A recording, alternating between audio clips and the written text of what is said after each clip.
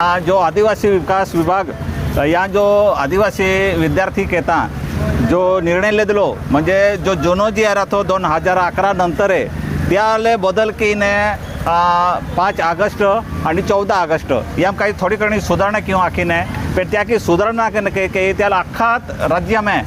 जो आदिवासी समाज है जो विद्यार्थी है आखो जागृत विन रस्ता रस्ता आंदोलन केरी हो त्याला आमू नंदुरबार जिल्हा अक्कलकोवा तालुका होते की आमू एक समाजू नता की कामू आमू आमा जो